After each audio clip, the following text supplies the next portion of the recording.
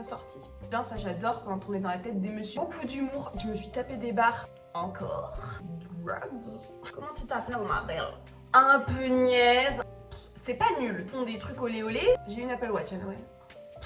On souffle. Alors, il a peur, il est chiant. Nicolas, il m'a un peu saoulée en fait. Est-ce que vous comprenez? Je m'en bats les couilles, je vais me dire. Oh, Clémence. C'est une magnificence. Donc la daronne là quoi, le reste il est daille, c'est la fille de la chef et en plus elle est nulle. Je suis trop fière d'elle et beaucoup quand même à être amoureuse de lui. Une Sasuke Uchiwa là, je sens qu'il va passer dans le côté dark et ça me fait chier. Je ne peux pas revivre ça. Je l'ai payé 105 €, c'est le goal d'une vie. C'est toujours moins de la frime. À Cotard, j'ai acheté toute la collection. Dis, la prime de Noël n'est pas tombée pour rien chez moi. Non, tu restes tué. Sorti de son contexte, c'est très bizarre. De parfaite débile. La biche qui est déjà occupée à se faire bouffer par un loup. Il y en a là-dedans. Ah ben, j'ai tué personne, wesh. Et tout le monde n'est pas forcément réceptif. Je pense qu'il faut un petit peu d'ouverture d'esprit. Et beaucoup de descriptions. Je sais. C'est bon. Non, j'étais une grande faille. Je vivais, je mangeais à Cotard. Que j'attendais un certain personnage. Oh, quel homme. Rissante, tu peux revenir quand tu veux. Feu dîner avec feu, tout peut marcher sauf être un garçon bien. Je vais lire un truc les gars. Je sais même pas si je vais oser vous en parler. Je vais pas parler de ça sur les internets. Restez sur ça. Oui. Dis bonjour. Ah, tu pues. Oh. Bonjour à tous, j'espère que vous avez passé d'excellentes fêtes de fin d'année. Que vous avez été entourés, si vous aimez les personnes qui vous entourent. Sinon, j'espère qu'on vous a foutu la paix.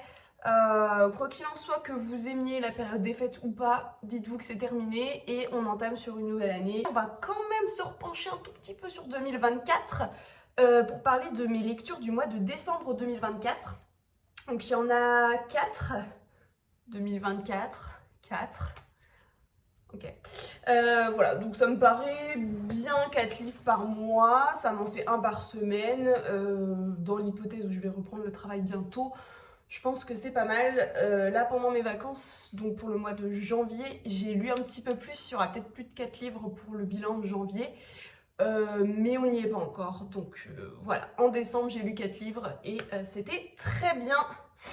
On va parler aujourd'hui de dark romance, de romantic suspense thriller et, oui, de romantaisie.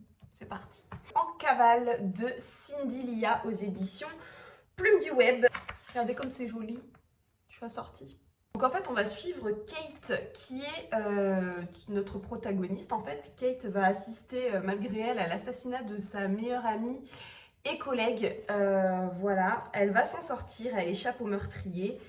Et s'ensuit toute une enquête. En fait, Kate, elle devient le témoin d'une scène de crime, le témoin protégé, en fait, parce que le gars, on apprend que c'est un tueur en série et que l'enquête est beaucoup plus ancienne que ce qu'elle n'y paraît. Donc, Kate se retrouve sous la protection d'un policier qui s'appelle Anders, qui va rester avec elle H24. Donc, on est sur une proximité forcée. On est sur un léger enemies to lovers puisque au départ, Kate, Anders, il casse les pieds tout simplement. Et Anders, Kate, elle le saoule parce que, on va dire ce qui est, Kate, elle est assez casse-pied. Hein. Kate, elle fait des trucs un peu débiles, elle obéit pas trop aux règles que lui donne Anders alors que tout ce qu'il veut, c'est la maintenir en vie, c'est son métier quand même. Hein. Mais non, Kate, comme toutes les protagonistes féminines, il faut qu'elle n'en fasse qu'à sa tête. Et à des moments, elle était même un peu chiante, Kate. Hein, voilà. Donc ça s'appelle En cavale parce que Anders va estimer qu'il est plus judicieux de bouger constamment de points. En fait, ils vont être en cavale. Hein, ils vont dormir dans différents hôtels, motels, campings, que sais-je. Mais ils ne restent jamais fixés à un endroit fixe parce que le meurtrier court toujours. Et qu'il s'avère être en fait une espèce de fou furieux qui veut finir ce qu'il a commencé. Il veut Kate, évidemment. J'ai beaucoup aimé cette histoire qui se lit super bien. On a une plume qui est très facile à lire avec une alternance de points de vue féminin-masculin. Ça, j'adore quand on est dans la tête des messieurs parce que, en tant que nana, j'aime bien savoir ce qu'ils peuvent penser là, nos petits protagonistes masculins. Et là, c'est hyper bien. J'ai beaucoup aimé Anders. Un homme capable. Forcément, une romance va naître entre les deux. Il ne faut pas s'attendre à de la dark romance. D'ailleurs, elle le dit bien au début. Attention, ce livre n'est pas une dark romance, pas du tout. Faut pas s'attendre à du smut à outrance. Il y a quelques scènes de spice, mais c'est pas l'objectif de ce bouquin.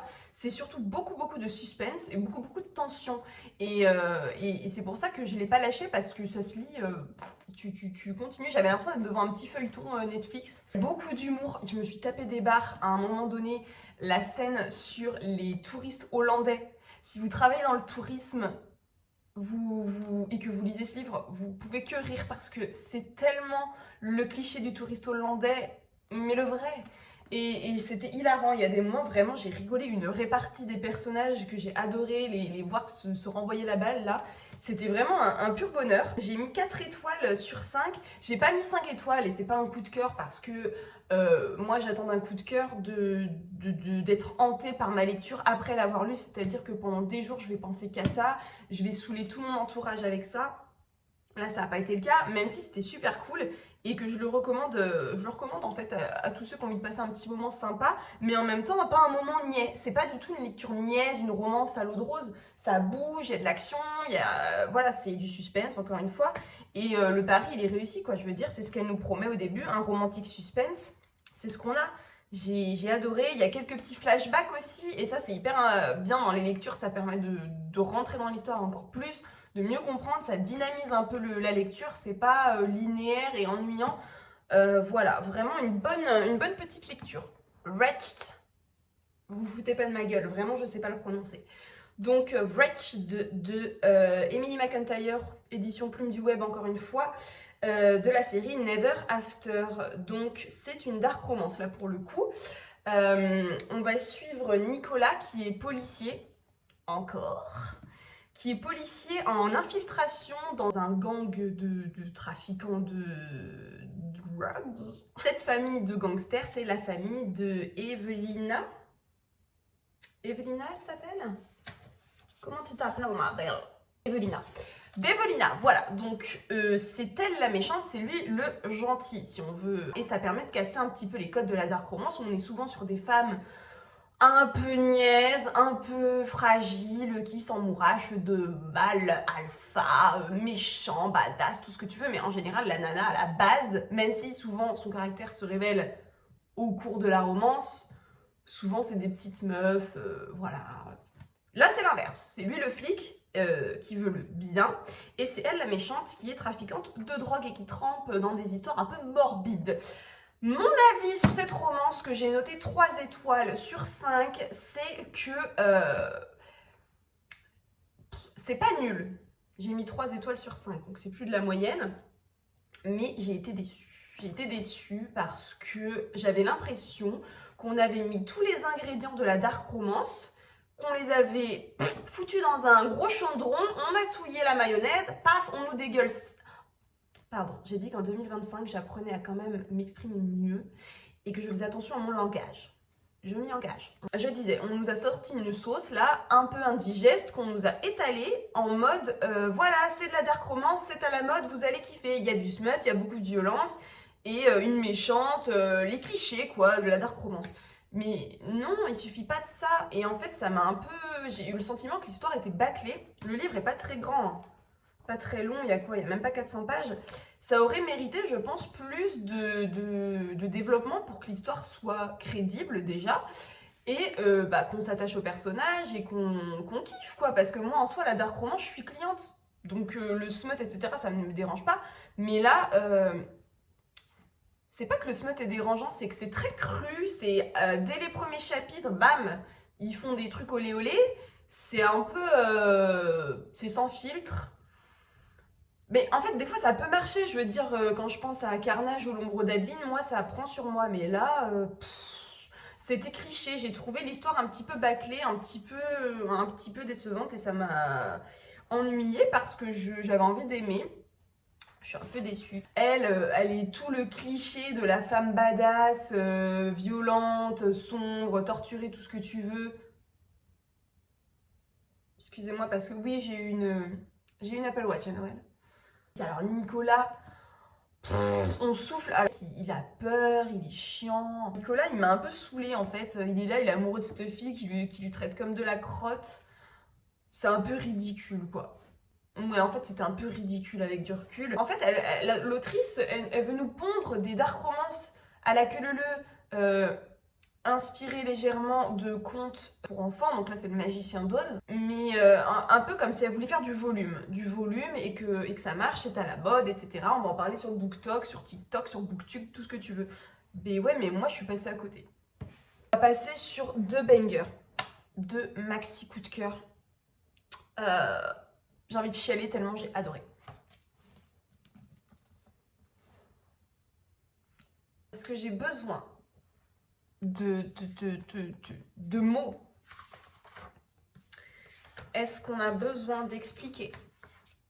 Est-ce qu'on a besoin de parler? Attendez, parce que là, vous avez toujours pas compris, là. Oh là là.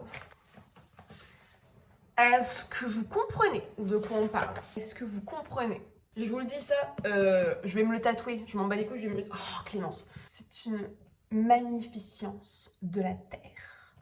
C'est la 7e merveille du monde. Oh là là, mes bébés. J'essaie de rien oublier de tout ce que j'ai à dire. J'ai noté. J'ai noté parce que là, vraiment, on est sur un maxi coup de cœur. 5 étoiles coup de cœur. Champagne, on fait péter le truc. C'est les cotillons et tout le bordel. Ça m'a traumatisé de bonheur. Fourth Wing de Rebecca Yarros. Alors oui, stop, on arrête tout. Disclaimer. Il y a un truc à dire là-dessus, c'est que l'autrice de ce roman est un peu dans la sauce. Moi, je suis là pour parler du livre, de l'histoire du roman que j'ai lu. Je suis pas à suivre ce que font les auteurs, les autrices. Je m'en fous, entre guillemets. J'ai envie de penser que cette histoire puisse être un parallèle avec des grosses problématiques actuelles, politiques, géopolitiques, etc. C'est pas le sujet. Bien évidemment que je ne cautionne pas les guerres dans ce monde, les assassinats de personnes civiles et même des armées, mais le monde est ainsi fait et ce n'est pas moi qui porte sur mes épaules cette responsabilité aujourd'hui. Je suis juste là pour vous parler d'amour, d'un livre qui m'a transportée et j'ai pas envie de voir au-delà de ça. Voilà, j'ai juste envie de trouver ce qu'il y a un peu de bon dans ce monde. Il ne reste plus grand-chose, j'ai l'impression. Si on pouvait arrêter de tout contaminer, ça serait pas mal. Laissez-moi juste kiffer cette lecture. Et voilà, peut-être que j'ai tort, j'ai archi tort même, peut-être. Je sais pas, on est beaucoup à avoir adoré Fourth Wing et le roman qui va suivre. Et voilà quoi, c'est juste, c'est pas le sujet. Donc si vous pouviez laisser mon espace commentaire vide tel qu'il l'est actuellement. On est sur une romantaisie, on est clairement sur un univers un petit peu à la Game of Thrones. On suit Violet, qui est la fille de la commandante en chef des armées de Basgath. Dans cet univers, il faut savoir que les dragons existent, donc il y a des dragonniers, ce sont les chevaucheurs, les cavaliers de dragons. Il y a les mecs qui se battent en bas, à pied quoi. Il y a les guérisseurs et il y a aussi les scribes, donc ce sont tous ceux qui relatent les récits de guerre, les écrits politiques, etc. L'écriture de l'histoire. Il existe une énorme école qui forme donc tous les soldats, les guerriers, les guérisseurs, etc. pour que le monde tourne bien finalement. Donc la daronne, là, elle a 3 enfants, l'un est décédé. La fille aînée, elle est dragonnière déjà en action sur les champs de bataille. Et sa petite dernière, donc Violette, qui a toujours rêvé d'être scribe comme l'était son papa, son père Feu qui est décédé. Violette, c'est une petite nénette, c'est un tout petit gabarit, très fragile, qui est tout le temps blessée, qui se démet une épaule rien qu'en voulant se moucher, tu vois le truc. Et elle, dans sa tête, elle est scribe, elle se prépare à ça depuis toujours et elle suit le chemin de son papa. Bon, malheureusement, la mère en a décidé autrement et décide de l'envoyer pour devenir dragonnière. Il faut savoir que cette école de dragonnier, qui te forme à devenir dragonnier, te fait passer plusieurs épreuves plus ou moins mortelles. C'est-à-dire qu'il y a un taux de mortalité très élevé et tu arrives dragonnier, on va dire 10% sont encore là, quoi. Le reste, il est die pendant les épreuves. On ne sait pas si c'est qu'elle veut la tuer ou quoi, mais elle a dit, de toute façon, mes enfants, ils ont toujours fait ça, t'y vas. C'est vrai que le grand frère est mort, mais c'est pas grave, on continue, on envoie les gosses là-dedans, quoi. Bref, la petite Violette, elle arrive là-bas elle va être la risée de tout le monde, elle est détestée, forcément c'est la fille de la chef, et en plus elle est nulle, donc elle prend cher. Et très vite, elle va se lier d'amitié avec 3-4 camarades. Et une romance va naître avec Xaden Ryerson. Alors, je vous le poste ici J'ai développé une addiction à ce mec-là, alors qu'il est totalement fictif, mais j'en suis amoureuse, voilà, tout simplement. C'est le fils du mec qui a commandité la rébellion dans le passé, rébellion qui a échoué. Tous les enfants des traîtres sont marqués d'un tatouage, en fait, d'une marque, et sont obligatoirement embrigadés dans l'école pour devenir dragonniers. S'ils crèvent en se formant, tant mieux. S'ils réussissent, ils serviront l'armée contre laquelle leurs parents s'étaient révoltés. C'est l'idée. À un moment donné, elle réussit à passer les épreuves et vient l'épreuve de rencontrer, choisir son dragon. Bon, c'est plutôt les dragons qui vous choisissent. Et bien entendu, si l'histoire existe, vous savez que Violette va réussir au moins à aller jusqu'ici et elle va se lier avec son dragon. Tout ce qui tourne autour des dragons, j'ai adoré, on s'attache énormément à eux. Quand j'étais petite, j'avais lu Eragon et j'avais beaucoup aimé. Et j'avais adoré aussi, il y avait un film, Cœur de dragon, je crois, que j'avais saigné. Voilà, j'ai un amour pour ces bestioles pourtant fictives. Le world building, c'est-à-dire la création de l'univers pour qu'on rentre dedans, vu qu'on reste sur de la fantaisie, il y a toute une mise en place d'un monde, c'est-à-dire que tu débarques pas comme ça dans un univers totalement monté de toutes pièces. Là, je l'ai trouvé très très bien dosé, très bien fait. On ne se perd pas dans des descriptions à rallonge. Pour autant, on visualise très très bien ce que l'autrice veut nous faire voir en fait. Et j'avais la sensation de plonger dans un univers. J'ouvrais le livre, j'y étais. C'était un truc de fou.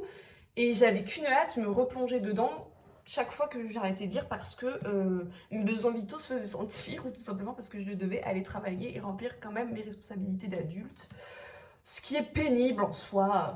On a une protagoniste qui est intelligente, qui est démerdeuse, qui se sort les doigts de la prise. Elle est vaillante, elle est combattante, elle progresse très bien, très vite, elle apprend de ses erreurs.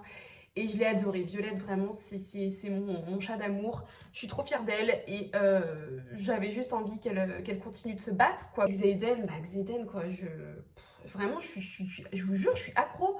Le mec n'existe pas, mais c'est la perfection incarnée. On est beaucoup quand même à être amoureuse de lui. Hein.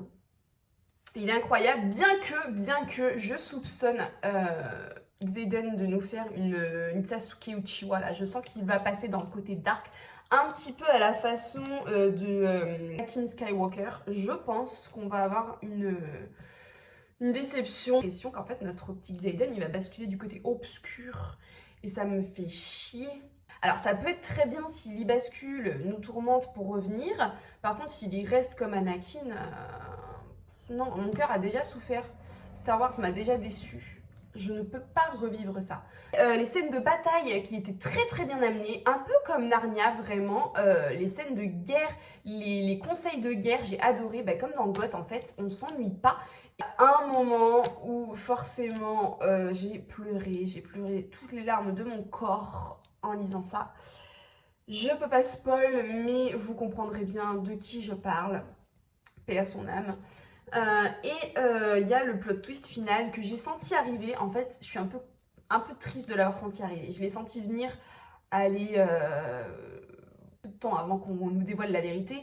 Une certaine personne dit je l'emmène à un certain endroit et j'ai compris qu'une certaine personne allait faire son comeback et j'ai bien aimé parce que ça dynamise le truc et que cette personne, c'est très dur de pas spoil, mais cette personne qui fait son comeback dans l'histoire, je m'y étais attachée, donc je suis très contente de le ou pas découvrir.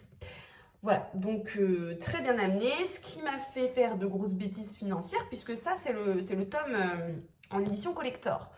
Dites-vous bien que j'ai acheté ça 105 € sur Vinted, il n'est pas neuf, hein. Je l'ai payé 105 € parce qu'il n'est plus trouvable. À la base, j'ai lu Force Wing sur cette édition-là. Voilà, toute simple, ce n'est pas un relié, c'est un brochet.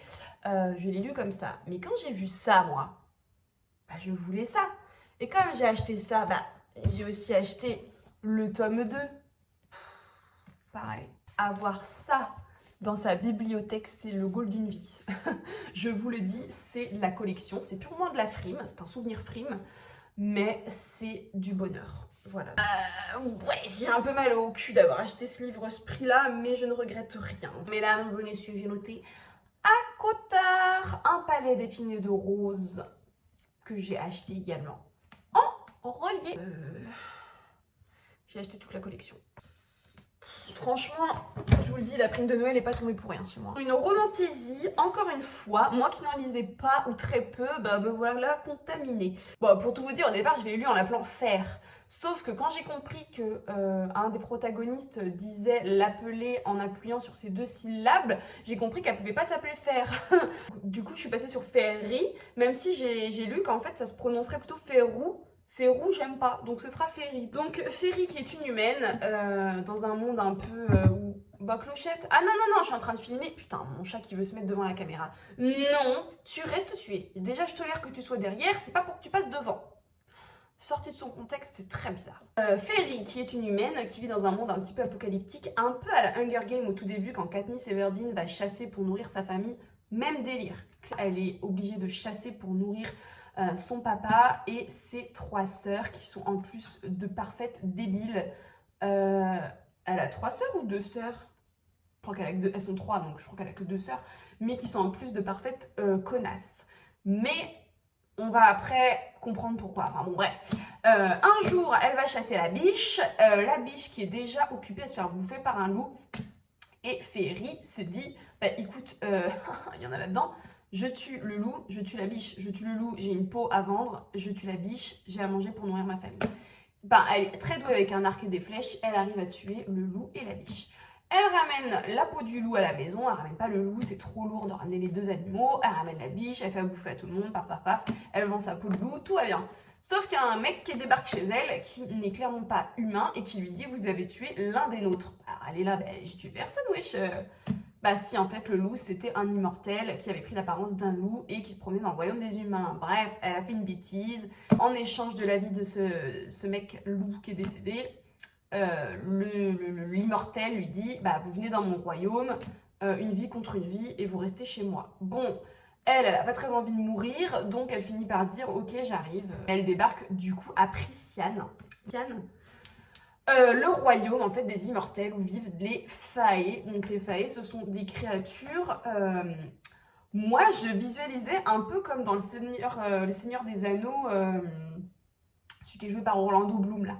Des petites oreilles d'elfes, tu vois, des gens qui sont très beaux, qui ont les oreilles pointues et qui sont magiques, qui peuvent se transformer en bêtes ou pas. Chacun ses pouvoirs, tu vois ce que je veux dire. Et il y a beaucoup de créatures. On débarque à Pryciane et c'est incroyable. J'avais peur d'être hermétique à tout ce qui est fantastique à ce point, parce que les dragons et la guerre, c'est une chose, les fées et les créatures complètement magiques, what the fuck, dans un monde empreint de magie, de grands faits, etc., c'est autre chose. Hein, et tout le monde n'est pas forcément réceptif. Je pense qu'il faut un petit peu d'ouverture d'esprit, et je pense que j'ai cette petite fêlure là-haut pour apprécier ce genre de lecture. Donc en fait, le world building, là, est très dense, contrairement à Force Wing. C'est beaucoup plus long, c'est beaucoup de descriptions, et j'avais peur que ça me gave, un petit peu comme le Seigneur des Anneaux. Faut être disposé, on a beau dire ce qu'on veut. Oui, c'est une œuvre incroyable, je suis tout à fait d'accord, je l'ai lu, je l'ai adoré, mais c'est long. Si t'es pas dedans, il y a des passages, tu décroches. Enfin, moi en tout cas, je l'ai lu en poche en plus, écrit tout petit. Il y avait des moments, ça me gavait. Bon, on était en pleine canicule et peut-être que c'était lourd tout ça, c'était peu digeste. Mais encore est-il que moi, mon avis c'est ça. Même si j'ai adoré, attention, ne sautez pas à la gorge, je sais que c'est sur la pyramide des livres incroyables, il est très haut, je sais, c'est bon. C'était très digeste, très très bien écrit, il y a beaucoup de personnages, il y a beaucoup de créatures, mais finalement c'est amené petit à petit, hop, t'as assimilé, ok, on t'en envoie un autre, hop, t'as assimilé une nouvelle créature, un nouveau lieu, une nouvelle description. Et en fait, c'est féerique, j'avais l'impression de rentrer dans un monde incroyable, ça me manquait de ne pas lire, je flottais dedans, j'étais une grande faille. C'est doux, c'est beau, c'est magnifique. En plus, là, on arrive à la cour du printemps, c'est là où vit Tamlin, notre love interest. Et ça, c'est quelque chose que j'ai adoré. Si j'ai bien compris, chaque tome va parler d'une cour, en fait. Donc, la cour du printemps, la cour de la nuit, la cour de l'été, de l'hiver, etc. Et c'est beau, c'est délicat, c'est angélique, c'est envoûtant même. Vraiment, je vous jure, j'étais dedans et c'est pour ça que là du coup c'est un coup de cœur aussi parce que quand ça te perturbe à ce point où tu as du mal à quitter l'univers dans lequel tu es, que tu as besoin de continuer l'expérience en lisant d'autres trucs sur la lecture, en traînant sur TikTok là à voir des edits, je vivais, je mangeais à Cotard, tout simplement. Même si au début j'ai eu peur parce que bah oui c'est un petit peu long et je me suis dit purée ça va être ennuyeux, mais pas du tout, pas du tout. L'action elle vient quand tu n'en peux plus, en fait ça te maintient, c'est un parfait équilibre. Au moment où tu crois que ça va être chiant, tout explose et là tu ne peux que revenir sur ce que tu as pensé, tu ne peux plus le lâcher et tu es obligé d'acheter la collection complète. Je vous jure, tu n'y peux rien, c'est comme ça. J'ai ressenti une certaine frustration parce que j'attendais un certain personnage. Rissande, Rysande, je ne sais pas comment on le prononce, tu es appelée à la barre, ma belle. Je savais que je serais amoureuse de lui. Purée, elle a attrapé une boule du sapin. Ah oui, j'en profite pour vous dire que c'est la dernière fois qu'on le voit celui-là. J'ai tiré au max du max de sa présence, mais là c'est bon. Sur janvier, il dégage. Je l'attendais. Je savais qu'il arriverait à un moment donné dans ce tome. Ah bah quelle ne fut pas ma déception, le voilà qui arrive, qui retourne tout son passage. Et alors bien sûr, dans ce tome-là, il est méchant. Et je sais que, comme je vous l'ai dit, j'ai été spoil, donc je sais qu'il va pas rester méchant longtemps. Mais même en étant un gros con, mon côté dark romance s'impose à moi et j'étais fascinée par ce personnage. C'est-à-dire qu'il faisait toutes les crasses du monde à notre Ferry, là. J'étais déjà love. J'étais là, waouh, quel homme. J'adore ce genre de méchant, là. Méchant mais sexy, tu vois ce que je veux dire? Méchant mais pas trop, juste la dose qui nous Rissande. Rissande, tu peux revenir quand tu veux. J'ai hâte d'être au tome 2. Voilà. Désolée Tamlin. Alors Tamlin c'est normalement la interest principale, mais bon, je pense que... le pauvre. En fait, le problème de Tamlin, c'est qu'il est gentil, hein, mais il a zéro... En fait, je comprends pas l'attraction parce que j'avais plus de tension envers Lucien, son pote, que Tamlin, en fait. Tamlin... c'est le mec gentil, mais il est comme disait Necfeu, en amour, tout peut marcher sauf être un garçon bien. Voilà, donc j'ai qu'une hâte, c'est de lire la suite. Donc ce sera ce merveilleux tome, regardez comme il est beau, qui va parler principalement de Rysande et de Féerie. J'ai hâte, je m'y plonge là, je termine une dark romance, je suis en train de lire un truc les gars. Je sais même pas si je vais oser vous en parler tellement c'est hardcore. Ah là, mais c'est chez Caro, elle est folle, hein.